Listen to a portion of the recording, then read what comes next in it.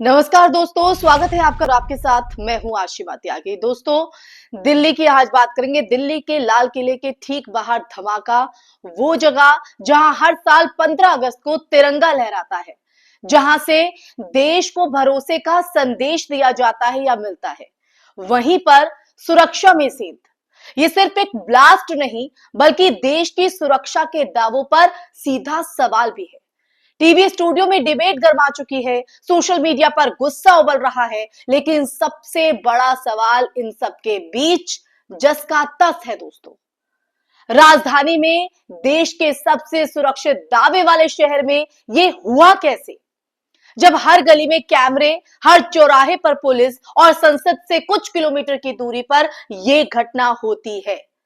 तो क्या परिंदा भी पर नहीं मार सकता वाली भाषा सिर्फ भाषणों तक सीमित है? यह हमला किसी भी रूप में हो, वो सिर्फ धमाका नहीं, व्यवस्था के प्रति जनता के भरोसे पर चोट भी होती है। लेकिन जिस घटना पर देश में एक स्वर में जवाबदेही तय होनी चाहिए, वही घटना टीवी स्टूडियो की टीआरपी और राजनीतिक नैरेटिव की भेंट चढ़ रही है।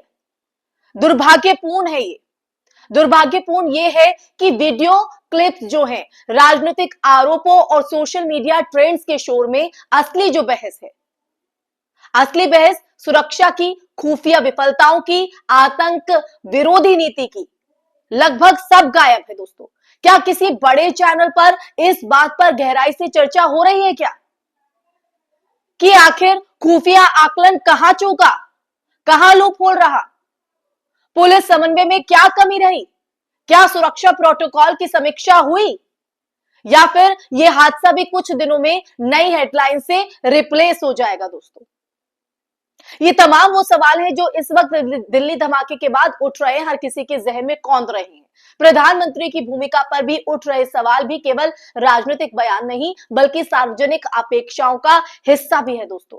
जब देश का नेतृत्व छोटे से छोटे कूटनीतिक इवेंट में पहुंच सकता है, आप समझिए इस बात को, महापरी दस्तक दे सकता है, जब संवेदनशील मौकों पर एक तस्वीर, एक मुलाकात, एक बयान जनता के भीतर भरोसा पैदा करता है, तब ऐसे वक्त में नेतृत्व की अनुपस्थिति एक खाली जगह छोड़ देती है। ये सवाल इसलिए भी और ये बड़ा भी इसलिए हो जाता है क्योंकि पूर्व की घटनाओं में राजनेता कभी कभी खुद पीड़ितों से मिलकर संवेदना को राजनीति की भाषा में अनुवादित करते आए हैं, और हमने देखा भी है इस तरह के मामलों पर खूब राजनीति होती है। और यही वजह है कि आज भी लोग तुलना कर रहे हैं कि अगर यही घटना किसी दूसरी सरकार के समय हुई होती तो प्रतिक्रियाएं कैसी होती। ये तुलना किसी एक पार्टी का पक्ष नहीं बल्कि राजनीतिक आचरण की निरंतरता पर भी सवाल है, और होना भी चाहिए दोस्तों। आतंकवाद पर सरकार की नीतियों और नतीजों का विश्लेषण भी जरूरी हो जाता है, लेकिन इसे आंकड़ों, तथ्यों और ट्रेंड के आधार पर ही समझा जा सकता है। ये सच है कि भारत पिछले एक दशक में कई आतंकी घटनाओं, स्लीपर सेल गतिविधियों, सीमा पार साजिशों और घरेलू कट्टरपंथी मॉड्यूल्स की चुनौतियों से जूझता रहा है। ये पहली बात नहीं है। लेकिन यह भी सच है दोस्तों, यह भी सच है कि आतंकवाद केवल भारत की समस्या नहीं बल्कि एक वैश्विक परिघटना है जिसकी जड़ें भू राजनीति, इंटरनेट, रेडिकलाइजेशन, अस्थिर पड़ोसी देशों और जो है फंडिंग नेटवर्क जैसी परतों में छिपी हुई है। इसे केवल चुनावी नैरेटिव या एक पार्टी की सफलता असफलता तक सीमित कर देना मुद्दे के मूल को कमजोर करता है, उसकी असलियत को कमजोर करता है, वो आने ही नहीं देता है।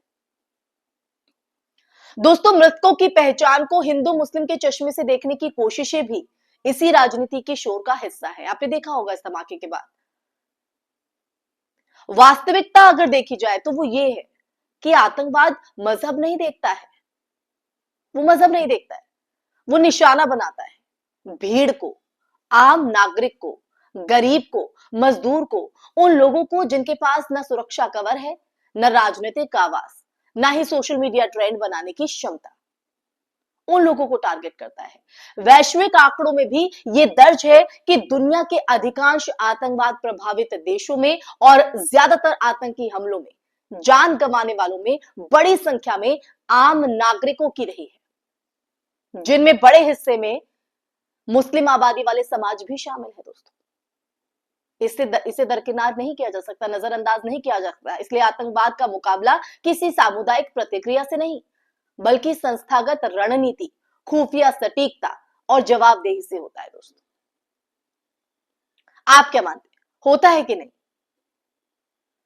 आज जरूरत गला फाड़कर इस्तीफा मांगने की नहीं है दोस्तों, इस्तीफे से कुछ नहीं होगा, बल्कि जवाब मांगने की है, शांति से, दृढ़ता से और तथ्य के आधार पर। सुरक्षा एजेंसियों को पारदर्शिता देनी होगी, सरकार को भरोसा लौटाना होगा, विपक्ष को सिर्फ मौके की राजनीति नहीं, बल्कि नीति आधारित सवाल भी उठाने होंगे। मीडिया को टीआरपी से ऊपर उठकर जांच केंद्रित पत्रकारिता करनी होगी और समाज को विभाजन के बजाय पीड़ित के दर्द के साथ खड़ा होना होगा। यानी आपको और हम इस समाज में आते हैं। तो आज की इस चर्चा के अंत में ये साफ कहना जरूरी है कि यह हमला सिर्फ दिल्ली पर नहीं है दोस्तों, देश के माथे पर एक सवाल है, बड़ा प्रश्न चिन्ह। और सवाल ये नहीं कि दोष किस पार्टी का रहा, सवाल ये है कि समाधान किस नीति में है।